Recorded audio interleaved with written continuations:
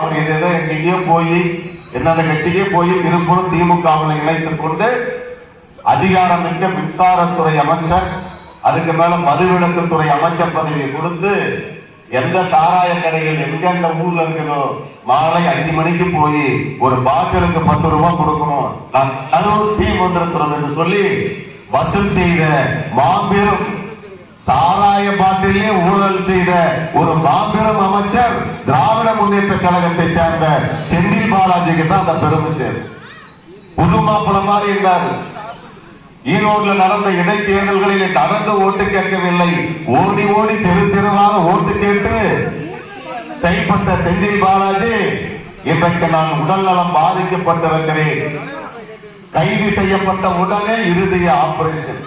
இப்ப இன்னும் என்னென்னமோ சொல்லி உச்ச நீதிமன்றம், உயர் நீதிமன்றம், மாவட்ட நீதிமன்றம் எனக்கு ஜாமீன் கொடு என்று அந்த அமைச்சர் அலைந்து கொண்டிருக்கிறார். இதையெல்லாம் எதற்காக குறிப்பிட்டு சொல்கிறேன் என்று சொன்னால், மாறி மாறி 5 ஆண்டு காலம் அதிமுக, 5 ஆண்டு காலம் திமுக என்று மாறி மாறி கொள்ளடித்து வைத்திருக்கக்கூடிய பணங்களை இப்ப வாக்காளர் பெருமக்களை தேடி இனி வருவார்கள். ஓட்டுக்கு 1000 500 கொடுத்தால் வெற்றி பெற்று விடலாம். பிரியாணி கொடுத்தா போதும், போட்டு கொடுத்தா போதும், நாம் மக்களுக்காக உழைக்க வேண்டிய அவசியம் இல்லை என்று தங்கனம் கொட்டிக் கொண்டிருக்கிற திராவிட கட்சிகளுக்கு பதிலடி கொடுக்கிற விதத்திலே எங்களுடைய ஓட்டெல்லாம் விற்பனைக்கு அல்ல, தமிழ்நாட்டினுடைய நலன்களுக்காக 40 ஆண்டு காலம் உழைத்துக் கொண்டிருக்கிற மருத்துவர் ஐயா அவர்களுக்கும் அண்ணன் அன்புமணி ராமதாசுக்கும் மாம்பழ சின்னத்துக்குத்தான் என்று ஒவ்வொரு வாக்காளர் பெருமக்களும் சபதம் எடுத்து செயல்படுவீர்களேயானால் தமிழ்நாட்டில் நல்ல ஆட்சி நடக்கும், ஊழல் இல்லாத ஆட்சி நடக்கும், மக்கள் நினைப்பதெல்லாம் நடக்கும். அதையெல்லாம் விட்டுவிட்டு தேர்தலிலே மட்டும் ஓட்டு போடுவதற்கு இந்த 1000 500 வேட்டியும் வாங்கி கொண்டு நாம் ஓட்டு போடுவோமேயானால் இந்தியாவிலே அதிக ஊழல் நிறைந்திருக்கக்கூடிய மாநிலமாக தமிழகம் இருப்பதை யாராலையும் மாற்ற முடியும். ஆகவே இந்த நிலைகளை எல்லாம் மாறுவதற்கு நீங்கள் ஒரு வாய்ப்பு தர வேண்டும் என்று உங்களை இருகரம் கூப்பி அன்போடு கேட்டு, இன்றைக்கு பாத்தீங்கன்னா 1000 ரூபாய் பொங்கலுக்கு கொடுங்க. ஐயா எவ்வளவு கேட்டாரு? 3000 ரூபாய் 2000 ரூபாய். தமிழ்நாட்டிலே கரும்பு பொங்கலுக்கு எல்லாரும் மழை வெள்ளத்தால் பாதிக்கப்பட்டிருக்கிறாங்க. ஆகவே எல்லோருக்கும் பணம் கொடுக்க வேண்டும் என்று ஐயா சொன்னார். நான் செல்லுல தான் வரும்போது பார்த்தேன், கனிமொழி அக்கா பேசுறாங்க, எடப்பாடி ஆட்சியில 2000 ரூபாய் கொடுக்கணும் எடப்பாடி அறிவிச்சிருக்கிறாரு. ஆனா எடப்பாடி கொடுக்க 2000 பத்தாது, 5000 கொடுக்கணும்னு நாங்க சொல்லி யார் சொன்னது? நாமளும் இப்ப பாத்தீங்கன்னா திடீர்னு இப்ப வருதுன்னு பார்த்தேன், நம்ம ஆளுங்க பழைய காலையை தூக்கி இப்ப போட்டுருக்காங்க. நான் சொன்னது புரியுதுங்களா? எடப்பாடி இருக்கும் போது 2000 ரூபாய் கொடுக்கணும்னு அறிவிச்சாரு. நம் 2500 ரூபாய் வாங்கணும். ஆனா அப்ப என்ன சொன்னாங்க? கனிமொழி அக்கா 2500 ரூபாய் பத்தாது, 5000 கொடுங்க அப்படின்னு சொன்ன கனிமொழி அக்கா அவருடைய ஆட்சி தான் நடக்குது. 2500ல இப்ப 1000 தான் கொடுக்கறேன்னு அறிவிச்சிருக்க, 1500 காணாம போச்சு. அதே மாதிரி ஆட்சிக்கு வந்தா நாங்க மதுவை ஒழிப்போம், இந்தியாவிலே அதிக விதவைகளுக்கெல்லாம் சாலை விபத்துக்கள் இதுதான். நாங்க ஆட்சிக்கு வந்த உடனே முதல் கையெழுத்து பாமக என்று சொல்லியது, ஆனால் ஒழிப்போம் என்று திராவிட முன்னேற்ற கழகம் சொல்லியது. ஆனால் இன்றைக்கு சாபக்கேடையாக சாராய ஆலைகள் எல்லாம் திராவிட முன்னேற்ற கழகத்தை சார்ந்திருக்கக்கூடிய புள்ளிகள் தான் இன்றைக்கு மது கடைகள், மது உற்பத்தி செய்கின்ற ஆலைகளை நடத்தி கொண்டிருக்கிறார்கள். ஆகவே மது கடைகளை இழுத்து முடிவர் என்று சொல்லிவிட்டு இன்றைக்கு அதை பற்றி ஒரு வார்த்தை கூட பேசாமல் மௌனம் சாதித்துக் கொண்டிருக்கக்கூடிய அரசாங்கமாகத்தான் இன்றைக்கு திராவிட முன்னேற்ற கழகம் அரசாங்கம் இருந்து கொண்டிருக்கிறது. ஆகவே அருமை பெரியவர்களே, அருமை தாய்மார்களே, நிறைய எங்க ஊர்ல இருக்கிற தாய்மார்கள்லாம் இப்ப கொஞ்சம் அடைக்கட்சி நினைக்கிறேன். இந்த மகளிர்களுக்கு 1000 ரூபாய் என்று அறிவிக்கிற போது ஐயோ கத்தரி இருக்கிறவங்களுக்கு வந்துருச்சு, நிலம் வச்சிருக்கிறவங்களுக்கு வந்துருச்சு, அரசு வேலை வச்சிருக்கிறவங்களுக்கு வந்துருச்சு, தம்பி எனக்கு வரல, அந்த டிஓ கிட்ட பேசி வாங்கி கொடுங்கன்னு நம்ம கிராமத்தில் இருக்கிற நம்முடைய அம்மாங்கெல்லாம் என்று சொன்னாங்க. ஆனா நான் கேட்பது 1000 ரூபாய் வேணும், இவங்களுக்கு வந்துச்சு அவங்களுக்கு வந்துச்சுன்றதை விட எல்லாத்துக்கும் சமமாக கொடுப்பதிலே மாற்று கருத்து இல்லை. ஆனா அனைவருக்கும் கொடுக்கிறேன்னு சொல்லிவிட்டு இன்னைக்கு ஒரு சிலருக்கு மட்டும் கொடுத்துவிட்டு இன்றைக்கு நாடகம் ஆடி கொண்டிருக்கக்கூடிய அரசாங்கமாக இருக்கிறோம். ஆனா நான் கேட்கிற கேள்வி, 1000 ரூபாய் பெருசா அல்லது என் வீட்டுக்காரன் என்னுடைய மகன் மருமகன் தினமும் 500 ரூபாய் வேலைக்கு நகரத்திற்கு சென்று மாதத்திற்கு 15,000 ரூபாய் சம்பாதிக்கிறார். எங்க ஊர்ல எல்லாம் பாத்தீங்கன்னா பக்கத்தில் இருக்கக்கூடிய நகரத்துக்கு மேஸ்திரியோ கார்பெண்டரோ டிரைவர் வேலையோ அந்த கடைகளுக்கு செல்கிறார். குறைஞ்சபட்சம் சராசரியாக மாதத்திற்கு 15,000 ரூபாய் கிடைக்கும். அந்த 15,000 ரூபாய் தினமும் எடுத்துக்கொண்டு வண்டி வாகனம் 4 வழி சாலையில டோல்கேட் இருக்கிற மாதிரி வேலையெல்லாம் முடிச்சிட்டு சாயங்காலம் வரக்கூடிய இளைஞர்களுடைய டோல்கேட்டு எங்க டாஸ்மாக் கடையில தான் இருக்கு. அது ரோடு ஓரத்திலே நேரா டாஸ்மாக் போறோம், பாட்டில வாங்குறோம், அப்புறம் சிக்கன் 65, அப்புறம் தண்ணி பாட்டில், அப்புறம் பெப்சி கொக்கு கோலா நண்பர்கள்லாம் சேர்ந்து குடிச்சிட்டு கிட்டத்தட்ட தினமும் அது குடிக்கலன்னா அது ஒரு பெரிய வியாதி மாதிரி, ஏதோ கை உடைஞ்ச மாதிரி. என்ன பண்றாங்க, வேலை செய்யக்கூடியவர்களிடத்திலே அட்வான்ஸாகவே வாங்கிடுறாங்க. அட்வான்ஸாக வச்சு தொகைகளை வாங்கிக் கொண்டு மதுக்கடைகளிலே குடித்து ஒரு பக்கம் குடல் வென்று போகிறது, இன்னொன்று என்னன்னா கல்லீரல் வென்று போகிறது, சிறுநீரகம் பாதிக்கப்படுகிறது. பாதிக்கப்பட்டு ஆயிரக்கணக்கான லட்சக்கணக்கான இளைஞர்கள் சேர்த்து மடிந்து கொண்டிருக்கிறார்கள். ஆனா இதை பத்தி நாம சொன்னோம்னா, இப்போ ஒரு அமைச்சராக இருக்கக்கூடிய முத்துசாமி ஈரோடு மாவட்டத்தை சார்ந்தவர், மதுவிலக்குத்துறையினுடைய அமைச்சர், ஐயோ இந்த சாயங்கால நேரத்துல காலையில நேரத்துல குடிக்கிறவங்களை பத்தி எல்லாம் தப்பா பேசினா எனக்கு கோபம் வந்துடுமா? வந்துடும் சொல்றாரு. சரி, அதிமுக எம்ஜிஆர் காலத்துல ஒரு அமைச்சராக இருந்த ஒரு மூத்த அமைச்சர் சாராயக்கிறத நியாயப்படுத்தி பேசுகிறார். அதே மாதிரி காட்டுல குடிச்சா ராத்திரில குடிச்சேன்னா எப்ப குடிச்சா குடிச்சா சாராயம் அது உடம்பு பாதிக்கத்தானே செய்யும். அவங்களும் வேலை செஞ்சு உடம்பு குடிக்கிறாங்க. இதையெல்லாம் கொச்சப்படுத்த நம் தாய்மார்களை கேட்பது 15,000 ரூபாய். ஆனா கொடுங்க 10,000 ரூபாய். ஆண்டு கொண்டிருக்கிற தமிழக அரசு திராவிட முன்னேற்ற கழகம் ஸ்டாலின் அவர்களே, நீங்கள் தமிழ்நாட்டிலே சாராய கடையை இழுத்து மூடினால் எங்களுக்கு மாதத்துக்கு 15,000 ரூபாய் வரும். 15,000 ரூபாய் வரும். 15,000 பெருசா 1,000 ரூபாய் பெருசா? 15,000 ரூபாய் பெருசுன்னு சொன்னா ஆட்சி மாற்றம் ஏற்படாது. நம்முடைய அண்ணன் அன்புமணி ராமதாஸ் அவர்களை முதலமைச்சர் வேட்பாளராக அறிவிக்கிற போது நம்முடைய சேலம் மாவட்டத்தில் தான் அறிவித்தார்கள். பாட்டாளி மக்கள் கட்சி ஆட்சிக்கு வந்தவுடன் முதல் நாள் முதல் கையெழுத்து பூரண மதுவிலக்கு என்று சொல்லி அதற்கான கையொப்பம் எடுப்பதற்கு சேலம் மாவட்டத்தினுடைய சார்பிலே நம்ம சின்னையா கிட்ட எழுது ஒரு பேனா கொடுத்தாங்க. ஆட்சிக்கு வந்தவுடன் முதல் கையெழுத்து. இன்றைக்கு இளைஞர்களுடைய நிலைமை என்ன? கல்யாணம் பண்றாங்க, புது பைக்கு, நகை, வேலைக்கு போறோம், குடிச்சிட்டு 4 வழி சாலைகளிலே வந்து செத்து மடிந்து கொண்டிருக்கிறார். 2 குழந்தைகள், கை குழந்தைகளோடு இன்றைக்கு தாய்மார்கள் அனாதியாக்கப்பட்டிருக்கிறது. ஆகவே ஆண்டு கொண்டிருக்கிற ஆட்சியாளர்களே, தாய்மார்களுடைய குரலை கேளுங்கள். பாட்டாளி மக்கள் கட்சியினுடைய கொள்கைகளை ஏற்று படிப்படியாக குறையுங்கள் என்று வலியுறுத்தி கொண்டிருக்கிற ஒரே கட்சி நம்முடைய பாட்டாளி மக்கள் கட்சி தான். ஆனால் தாய்மார்கள் என்ன பண்றாங்க? எலெக்ஷன் நேரத்தில் ஈஸியா அவங்களுடைய அக்கௌண்ட் நம்பர் எல்லாம் வாங்கி யாருக்கு தெரியாத பணத்தை அக்கௌண்ட்ல மகளிர் சங்கம் மூலமா எப்படியாவது ஒரு கிடைக்கிற மாதிரி போட்டு மக்களை ஏமாற்றி விடுகிறார்கள், தாய்மார்களை ஏமாற்றி விடுகிறார்கள். இனி வரும் காலங்களிலாவது நாம் விவரமாக தெளிவாக இருந்து மகளிருடைய நலன்களுக்காக போராடுகிற மாபெரும் இயக்கத்திற்கு பாமகவுக்கு ஆதரவு கொடுக்க வேண்டும் என்ற நேரத்தில் கேட்டு, நேரத்தின் அருமையை கருதி சேலம் மாவட்டம் முன்னேற வேண்டும் என்பதற்காக தொடர்ந்து குரல் கொடுத்துக் கொண்டிருக்கிற, போராடுகிற, பாடுபடுகிற இயக்கம் நம்முடைய பாட்டாளி மக்கள் கட்சி தான். சேலம் மாவட்டம் இங்க என்ன தலைவாசல் எடுத்துக்கிட்டு அந்த பக்கம் ஈரோடு மாவட்டம் சங்கிகிரி கிட்டத்தட்ட பாத்தீங்கன்னா 150 கிலோமீட்டர், 130 இருக்குமாண்ணா, 130 கிலோமீட்டர் பரப்பளவு பார்த்தீங்கன்னா 150 கிலோமீட்டர்.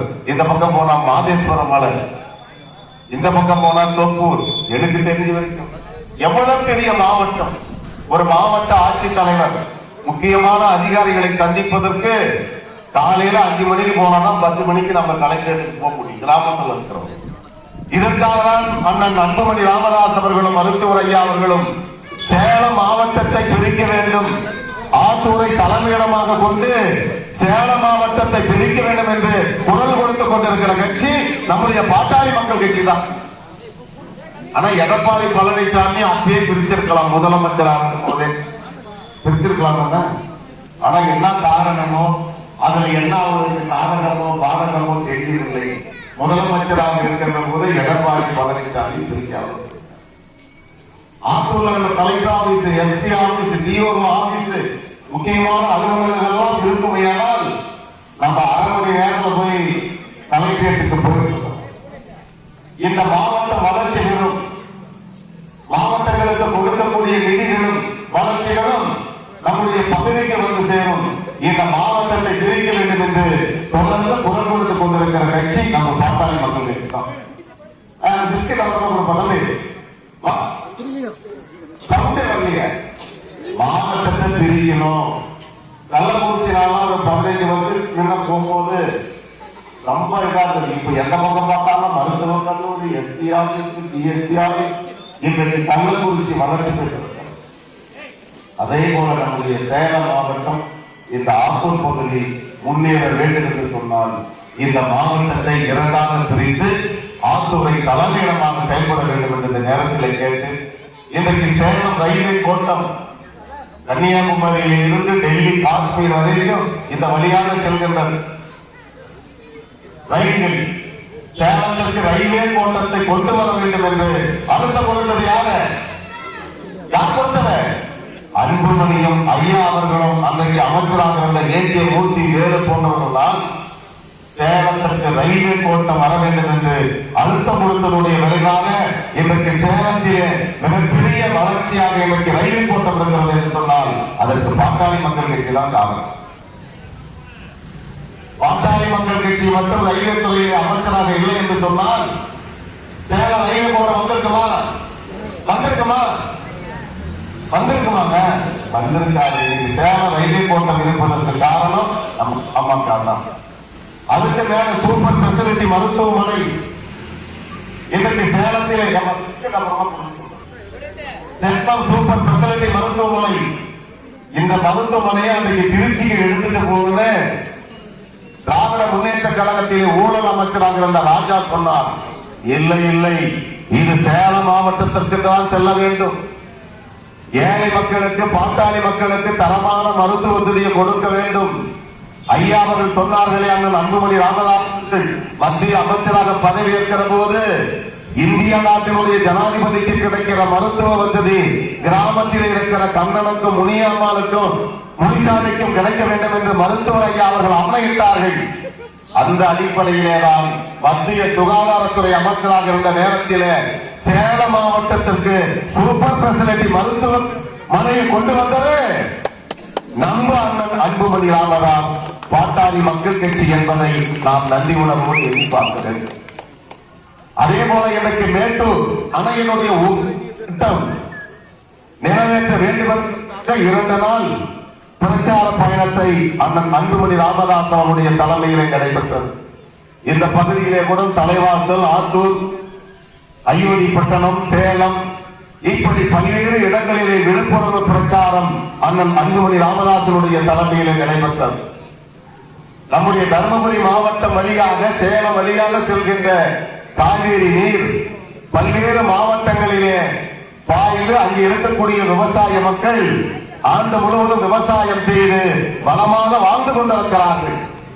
ஆனா நம்ம நிலைமை எப்போதும் மழை பெய்யும், இங்கேயாவது கொஞ்சம் பசியே இருக்குது. எங்க தருமபுரி எல்லாம் பொட்டல் காணாது. ஆகவே அந்த காவேரி உபரி நீர் திட்டத்தை நிறைவேற்ற வேண்டும். மேட்டூர் அணையினுடைய உபரி திட்டத்தை இந்த பகுதிகளில், இந்த தலைவாசல், ஆத்தூர் போன்ற பகுதிகளிலே நிறைவேற்ற வேண்டும் என்று போராடி கொண்டிருக்கிற கட்சி எந்த கட்சி? நம்ம பாட்டாளி மக்கள் கட்சி தான். ஆனா எடப்பாடி பழனிசாமி முதலமைச்சராக இருக்கிற காலத்தில் எடப்பாடி பதவிக்கு மட்டும் அந்த மேட்டூர் உபரி நீர் தண்ணீர் கொண்டு சேர்ந்து விட்டதாக ஒரு தகவல் உண்மைதான? அந்த ஏரியா மட்டும் போல. ஆனா நாமெல்லாம் இன்னும் அதே நிலையில் தான். இப்படி இந்த சேலம் மாவட்டத்தினுடைய வளர்ச்சிக்காக போராடுகிற ஒரு மாபெரும் இயக்கமாக இருக்கிற பாட்டாளி மக்கள் கட்சிக்கு ஆதரவு தர வேண்டும் என்று கேட்டு நேரத்தினுடைய அருமையை கருதி ஜாதிவாரி கணக்கெடுப்பு நடத்த வேண்டும் என்று இந்தியா முழுவதும் எல்லா அரசியல் கட்சிகளும் ஆதரவு தந்து கொண்டிருக்கிறார்கள். திராவிட முன்னேற்ற கழகத்தில் கூட்டணியில் இருக்கக்கூடிய இந்தியாவிலே இரண்டாவது மிகப்பெரிய கட்சி என்று சொல்லுகிற காங்கிரஸ் கட்சி கூட ஜாதிவாரி கணக்கெடுப்பு நடத்த வேண்டும் என்று சொல்லுகிறார். பக்கத்திலே இருக்கக்கூடிய மாநிலங்களில் எல்லாம் இன்றைக்கு ஜாதிவாரி கணக்கெடுப்பு நடத்தி கொண்டிருக்கிறார்கள். ஆனால் தமிழகத்தை ஆண்டு கொண்டிருக்கிற திராவிட முன்னேற்ற கழகம் சமூக நீதிக்காக போராடுகிறோம் என்று சொல்லுகிற திராவிட முன்னேற்ற கழகம் ஸ்டாலின் அவர்கள், மருத்துவர் ஐயா அவர்களும் நடுமணி ராமதாஸ் அவர்களும் தமிழ்நாடு முழுவதும் சென்று ஜாதி வாரியாக கணக்கெடுப்பை நடத்த வேண்டும் என்று கருத்தரங்களை நடத்தி கொண்டிருக்கிறார்கள். ஆனால் இன்றைக்கு ஆட்சி செய்து கொண்டிருக்கிற ஆட்சியாளர்கள் அதில் அக்கறை இல்லாமல் மௌனம் காத்துக் கொண்டிருக்கிறார்கள். என்னென்ன ஜாதிங்கிறத சொல்றதுல என்ன தப்பு? வன்னியர் சமுதாயம் இவல்ல, எஸ்சி இவல்ல, செட்டியார் இவல்ல, முதலியார் இவல்ல, நாயுடு இவல்ல. ஊர்ல இருக்கிற வீவோ கூட்டு ஒரு வார்த்தைக்குள்ள என்னென்ன சமுதாயம் இதுன்னு கணக்கெடுத்து சொல்லணும்னு சொன்னா சொல்ல முடியுமா முடியாதா? சொல்ல முடியுமா முடியாதா? சொல்ல முடியும். ஆனா எந்தெந்த ஜாதி எவ்வளவு இருக்குதுன்னு தெரிஞ்சா நம்ம ஆட்சிக்கு ஆபத்து வந்துடும், நம்ம மீண்டும் ஜெயிக்க முடியாது என்கிற நினைப்புல இன்றைக்கு ஆட்சி செய்து கொண்டிருக்கிற ஸ்டாலின் இந்த ஜாதிவாரி கணக்கெடுப்பை நடத்துவதற்கு அக்கறை இல்லாமல் இருந்து கொண்டிருக்கிறார். தெரிவிச்சுக்கலாம யார் பெரிய ஆளு யார் சின்ன ஆளு எவ்வளவு இருக்கிறாங்க. கணக்கெடுப்பு இருந்தா தானே இடஒதுக்கீடு கொடுக்க முடியும். யாரு அதிகமாக்குறாங்களோ அவருக்கு சதவீதம் அதிகமா கொடு, யாரு கம்மியா இருக்கிறாங்களோ படிப்படியா. வண்டியர்கள் அதிகமாக்கா 70, அதுக்கு அடுத்த ஸ்டெப் கொடுத்தாதானே சரியா இருக்கும். இதை சொல்வதற்கு இன்றைக்கு தயங்கி கொண்டிருக்கிறோம். 10.5% இடஒதுக்கீடு நமக்கு ஆட்சி கொடுத்தார்கள். அதை பற்றியெல்லாம் விவரமா பேசினா ரொம்ப நேரம். உச்ச நீதிமன்றம் சொல்லியது இடஒதுக்கீடு கொடுத்தது தவறு இல்லை, எதிர்ப்பு கொடுத்து கல்வியிலே, வேலை வாய்ப்புகளிலே, பொருளாதாரத்திலே இந்த வன்னியர் சமுதாயம் எந்த அளவுக்கு பின்தங்கி இருக்கிறது என்கிற தகவல்களை, புள்ளி விவரங்களை தயார் செய்து இடஒதுக்கீடு கொடுக்கலாம் என்று உச்ச நீதிமன்றம் தீர்ப்பளித்து 1 வருஷம் ஆகி போச்சு. 1.5 மேலாக ஆகிறது. மருத்துவர் ஐயா அவர்கள் பலமுறை முதலமைச்சர் இடத்திலே பேசிவிட்டார். அண்ணன் அன்புமணி ராமதாஸ் அவர்களும் நேரிலே பலமுறை பேசினார். இன்றைக்கு சட்டமன்றத்தினுடைய பாட்டாளி மக்கள் கட்சியினுடைய தலைவராக இருக்கிற அண்ணன் ஜி கே மணியினுடைய தலைமையிலே சட்டமன்றத்திலே பலமுறை பேசி வெளிநடப்பு செய்தும் நாங்கள் எல்லாம் சமூக நீதிக்காக போராடுகிற ஆட்சி என்று சொல்லுகிற ஸ்டாலின் அவர்கள் இதுவரைக்கும் அந்த 10.5 பத்தி வாயே திறக்காம மௌனம் காத்துக் கொண்டிருக்கிறார். இதற்கெல்லாம் முற்றுப்புள்ளி வைக்க வேண்டும் என்று சொன்னால் நம்முடைய ஆட்சி வந்தால்தான் முற்றுப்புள்ளி வைக்க முடியும். நகரத்திற்கும் கிராமத்திற்கும் நிறைய வித்தியாசங்கள். நகரத்தில் விதவிதமான வீடுகள் இருக்கிறது, விதவிதமான உணவுகளோடு இருக்கிறார்கள். கல்வியிலே வெளிநாட்டுகளிலே சென்று படித்துக் கொண்டிருக்கிறார்கள். எல்லா நிலைகளிலும் நகரத்தில் இருக்கிறவர்கள் முன்னேறி இருக்கிறார்கள். கையில தங்க வளையல், தங்க செயின், பட்டு புடவை, விதவிதமான காது. ஆனால் கிராமத்தில் இருக்கிற நம்மளுடைய நிலைமை என்ன? நம்மளா அப்படி இருக்கிறோமா? அவங்க முன்னேறட்டும், சந்தோஷமா இருக்கட்டும், வாழ்த்துக்கள், பாராட்டுக்கள். அவர்களும் மனிதர்கள், நாமளும் மனிதர்கள் தானே. எப்போது இந்த நிலை மாறப்போகிறது? எப்ப மாறும்? பாட்டாளி மக்கள் கட்சி ஆட்சிக்கு வந்தால்தான் அப்பதான் கிராமங்கள் முன்னேறும், ஏழைகள் முன்னேறுவார்கள். கல்யாணத்தை வாங்கின கடனை கட்ட முடியல, வீட்டுக்கு வாங்கின கடனை, குழந்தைகளை படிப்பதற்கு கட்டணம் செலுத்த முடியவில்லை. இப்படி ஆண்ட ஒவ்வொரு நாளும் போராடி கொண்டிருக்கின்ற சமுதாயமாக பாட்டாளி பாட்டாளி சமுதாயம் கிராமத்தில் இருக்கிறவங்க நாம் வாழ்ந்து கொண்டிருக்கிறோம். இதற்கெல்லாம் முற்றுப்புள்ளி வைக்க வேண்டும் என்று சொன்னால் இடஒதுக்கீடு கிடைக்கணும், நம்ம குழந்தைகள்லாம் படிக்கணும், அரசு வேலைக்கு போனால்தான் நகரத்துக்கு இணையாக கிராமமும் வளர்ச்சி அடையும்.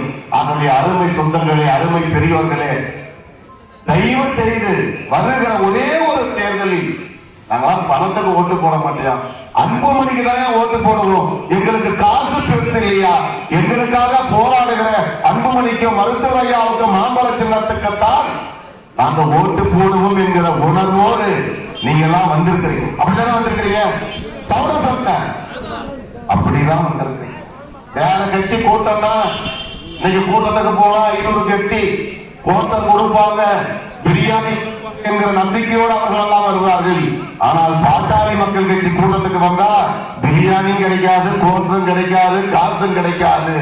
இந்த நாட்டினுடைய முன்னேற்றம் அவர்களால் தான், பாட்டாளி மக்கள் கட்சியால் தான் கொடுக்க முடியும் என்கிற நம்பிக்கையோடு தாய்மார்கள் இளைஞர்கள் எல்லாம் வந்திருப்பதை போல உங்களுக்கு பின்னாலே நூற்றுக்கணக்கான வாக்காளர் பெருமக்களை நீங்கள் பாட்டாளி மக்கள் கட்சியில இணைத்து மாம்பழ சின்னத்திற்கு வாக்களிப்பதற்கு நீங்கள் தயார்படுத்த வேண்டும் என்று இந்த நேரத்தில் அன்போடு கேட்டு, வருகிற நாடாளுமன்ற தேர்தலிலே கள்ளக்குறிச்சி வெற்றி பெறுவதற்கு இரவு பகல் என்று பாராமல் உலகெங்கில் எங்க பார்த்தாலும் கிளை கூட்டம், கொடியேற்ற விழா, பிரச்சார பொதுக்கூட்டங்கள், இளைஞர்கள் மத்தியிலே மப்ளர், இருசக்கர வாகனத்திலே மாம்பழ சின்னம், திரும்புகிற கார்களில் எல்லாம் பாமக கொடி, இதையெல்லாம் பார்த்தால் கள்ளக்குறிச்சி தொகுதியிலே பாமக நிச்சயம் வெற்றி பெறும் என்று பொதுமக்கள் பேசுகிற விதத்திலே நீங்கள் கடுமையாக உழையுங்கள், நிச்சயம் வெற்றி கிடைக்கும். நாம் நன்மதிப்பு மிக்கவர்களாக மற்றவர்கள் எல்லாம் நம்மை பாராட்டுகின்ற விதத்திலே நாம் சொன்னால், அது எஸ்பியா இருந்தாலும், கலெக்டரா இருந்தாலும், வீடியோவா இருந்தாலும், விஓவா இருந்தாலும், பாமகவை சார்ந்தவன் சொல்வதை செய்கிற காலம் நெருங்கி கொண்டிருக்கிறது.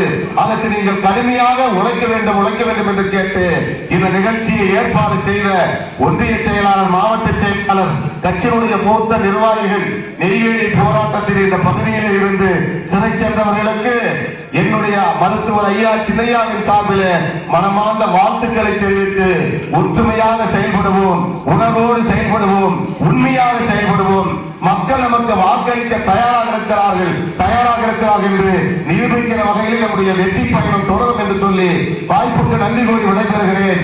நன்றி, வணக்கம்.